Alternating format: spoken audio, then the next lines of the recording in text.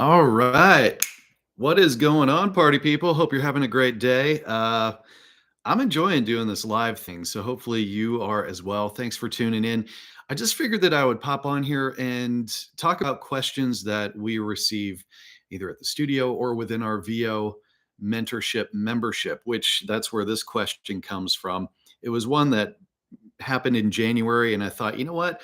Let's just share this info. If you're not First of all, if you're not aware of what the VO monthly mentorship membership is, it's where Heidi and I basically tutor you in whatever you need. We've got, I think, 50 to 80 people within there now. It's a monthly thing. It's only 25 bucks. You get on a private Discord with us. You can ask us questions anytime. We've got a ton of information in there. But not only that, we do Zoom sessions each month with a monthly pro, with an industry pro. And then Heidi and I are on there answering questions outside of that at any time. But we've also got a backlog of industry pros and the Zoom sessions. So you can go back and watch all those. And we're always trying to add new stuff. So it's really taken on a life of its own, and we're really enjoying it now. So check it out, provoiceovertraining.com. Well, that's what it's through. But if you go to atlantavoiceoverstudio.com, click on what we offer in the drop down, just look up VO mentorship. You can read up about it, see if it might be right for you. You can cancel anytime, but it goes month to month, and it's only 25 bucks. It's like having a coach in your back pocket for way less than you would spend for an hour's worth of our time. So we just wanted to make something that was a little bit, not a little bit, but a lot more affordable, because Heidi and I pay for coaching for what we get coached on. And those range, because we're paying for some very talented coaches. It ranges anywhere from $200 to $225 an hour. We know that voiceover, especially if you're starting out, it's an investment. And it honestly, you're starting a business, so I would expect it to be. It was when we started out. It was a whole lot more when we started out, because equipment wasn't as dialed in as it is now. So anybody who starts out in voiceover now, really, if they do their due diligence, you can really start off pretty inexpensively. I mean, the big ticket items that you should spend money on are training, and then I'm assuming you already have a computer, but then equipment and website.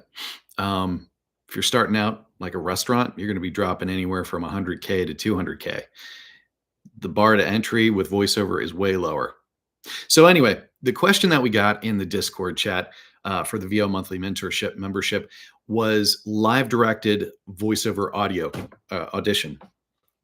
What do you do in live directed voiceover auditions? I've got it on an iPad just so trust me, if I don't have this, I'm going to go off on rabbit trails. So just being honest. So I'm going to reference this. So the question that came in was live directed voiceover auditions.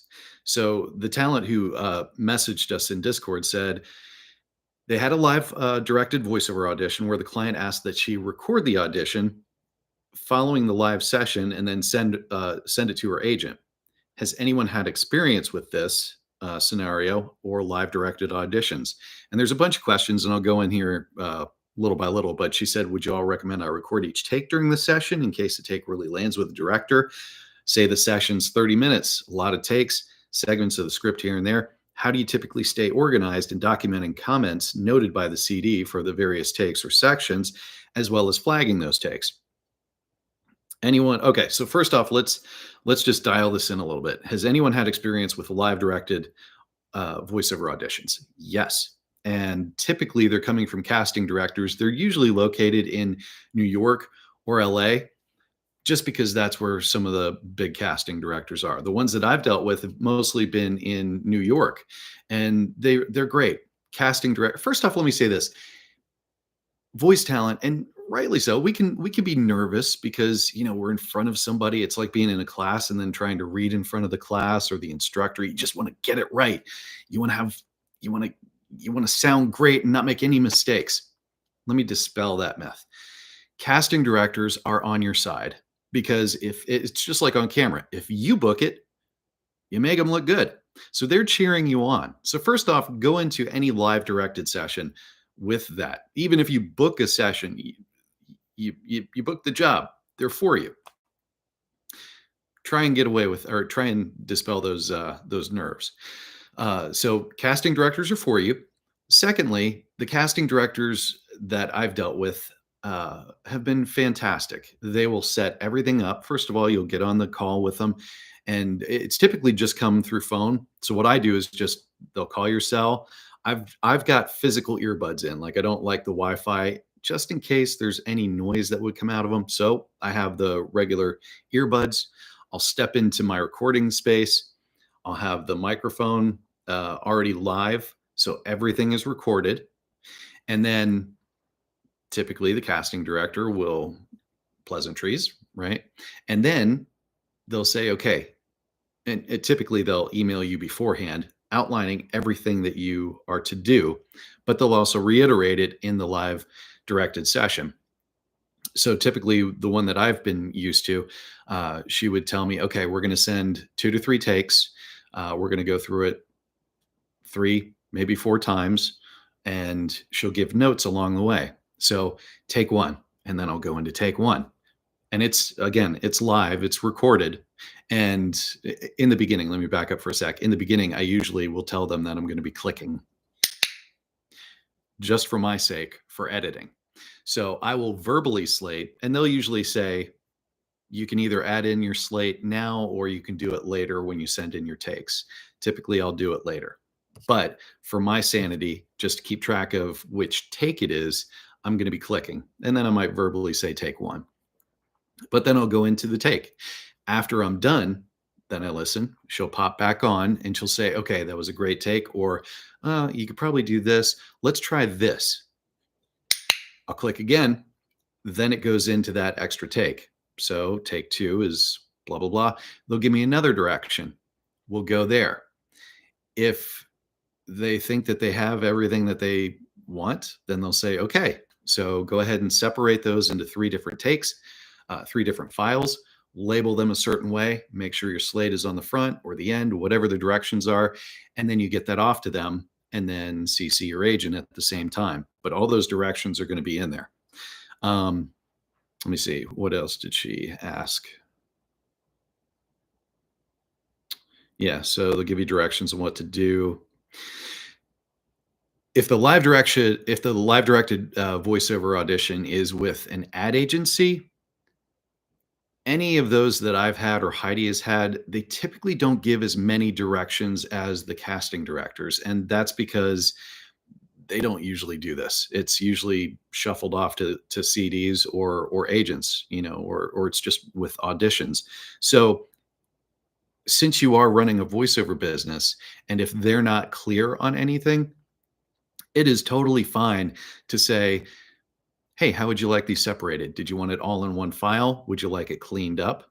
Oh, and that's the other thing too, with the whether it's a CD, whatever you're doing, you're going to clean up your file, make sure that there's just the takes that the casting director or the agency wants. But if it's an ad agency, they should clarify at least a little bit. And if they don't, it's okay to ask those questions. But usually if I'm doing it, I'm going to have anything that I send to them, it's going to be pristine, unless they just want raw audio, which is not going to happen because they don't have time to listen through just gobs of time. Whatever it is, you just default to what their direction is.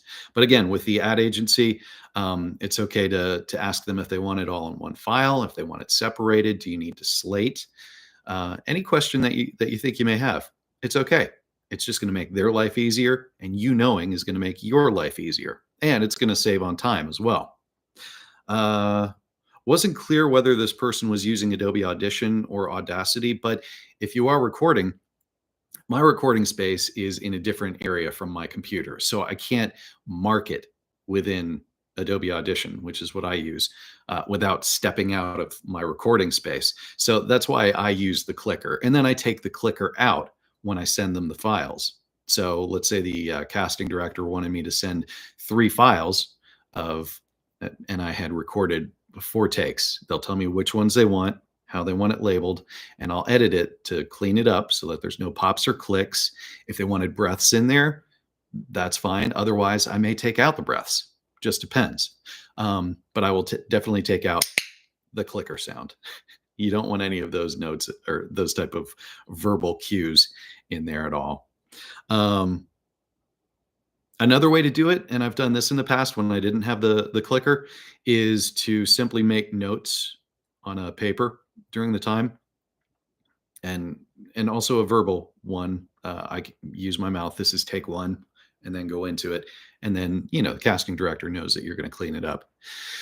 But that's it. That is live directed voiceover auditions. If you have any questions, put it in the comments and I'll try to answer, or you can always email me, Mike at atlantavoiceoverstudio.com or Mike at provoiceovertraining.com. I'll try and get on here again tomorrow, maybe if I get a chance. But if you have any questions that you want answered, feel free to email me or put it in the comments and I'll try and do a live to answer your questions.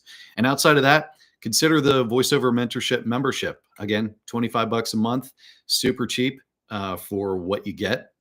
We've got industry pros once a month. Heidi and I answer any questions after the industry pro leaves during those Zoom sessions. And it's typically on a Thursday night, one Thursday night a month. And then you get into the Discord chat. You can always ask questions there. We've got other instructors who are in there answering questions and engineers. And it's just a great community because everybody is encouraging one another. So if you have any questions, you know where to find me. But I appreciate you listening and have a great day. Oh, my new tagline is think outside the box.